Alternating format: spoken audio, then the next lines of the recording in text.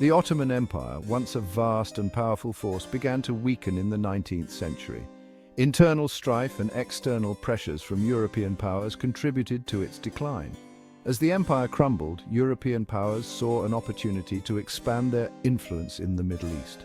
During World War I, the Ottoman Empire allied with Germany and the Central Powers. In an attempt to gain Arab support against the Ottomans, the Allied powers made promises of independence to Arab leaders. These promises, however, would prove to be a source of future conflict. The Ottoman Empire's collapse was a complex process. It involved internal rebellions, economic decline, and military defeats. The rise of nationalism within the empire also contributed to its downfall. The empire's diverse population began to assert their own identities and desire for self-rule. The Ottoman Empire, once a symbol of Islamic power, was on the verge of disintegration. World War I accelerated the Ottoman Empire's demise. The war drained the empire's already depleted resources. The British and French, eager to capitalize on the empire's weakness, launched campaigns in the Middle East.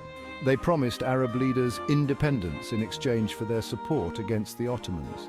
These promises, however, were often vague and contradictory, setting the stage for future conflicts. The collapse of the Ottoman Empire created a power vacuum in the Middle East. European powers, eager to secure their interests in the region, moved quickly to fill the void. The stage was set for a new era in the Middle East, one marked by the rise of new states and the enduring legacy of colonialism. As World War I raged on, Allied powers engaged in secret negotiations that would have profound consequences for the Middle East.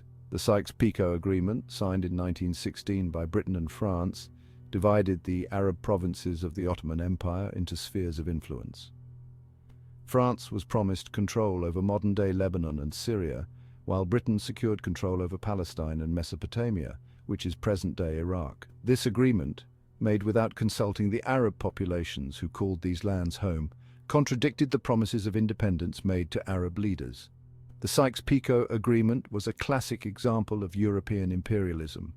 It carved up the Middle East based on European interests, with little regard for the aspirations of the people living there.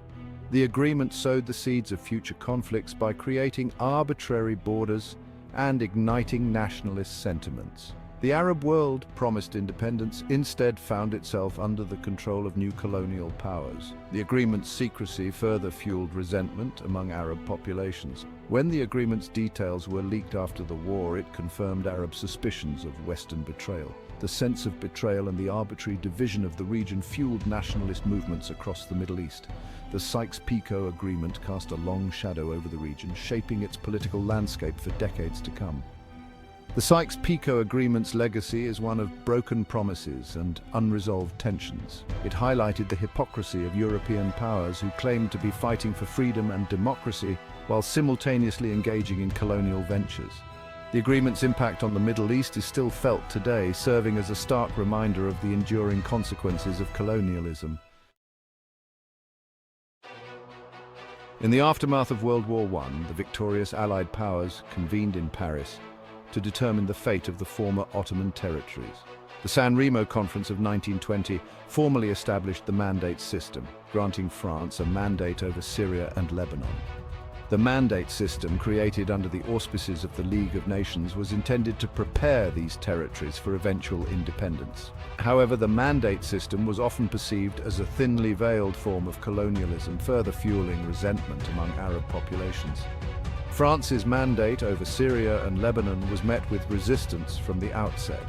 Arab nationalists rejected the very notion of a mandate, viewing it as a continuation of Ottoman rule under a different guise. They argued that they had been promised independence during the war and demanded self-determination. The mandate system, designed to ensure a smooth transition to independence, instead became a source of conflict and instability. The French administration in Syria and Lebanon faced numerous challenges.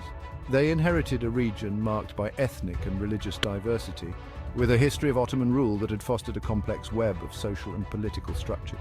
The French sought to impose their own administrative and political systems, often with little regard for local customs and traditions. This approach fueled further resentment and resistance.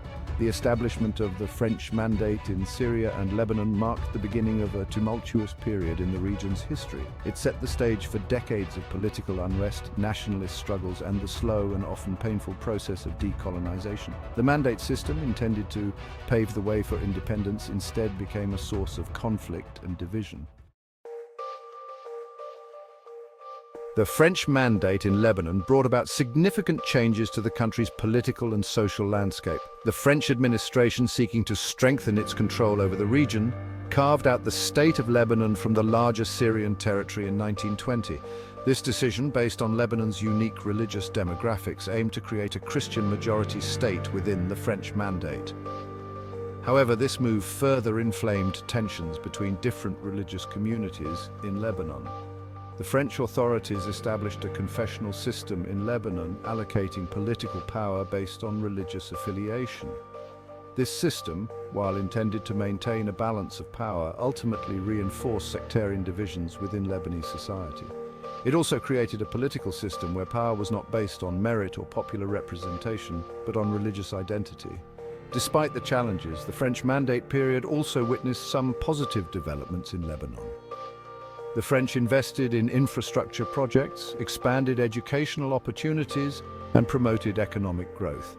However, these advancements often benefited the Christian elite more than other segments of Lebanese society, further exacerbating social and economic disparities. The French Mandate in Lebanon left a mixed legacy. While it laid the groundwork for some modern institutions and infrastructure, it also entrenched sectarian divisions that would continue to plague Lebanon long after independence. The confessional system, designed to maintain stability, ultimately became a source of political paralysis and conflict in the decades to come. Despite French efforts to maintain control, the seeds of Lebanese nationalism were sown during the Mandate period. The imposition of foreign rule, coupled with the growing awareness of Arab identity, fueled a desire for self-determination among some Lebanese. Nationalist sentiment began to emerge, advocating for an end to the mandate and the establishment of an independent Lebanon. Lebanese nationalist movements were diverse, encompassing a range of ideologies and goals. Some advocated for complete independence from France, while others sought greater autonomy within the framework of the mandate. Despite their differences, these movements shared a common goal: the creation of a Lebanon free from foreign domination. The outbreak of World War II presented a critical juncture for Lebanese nationalism.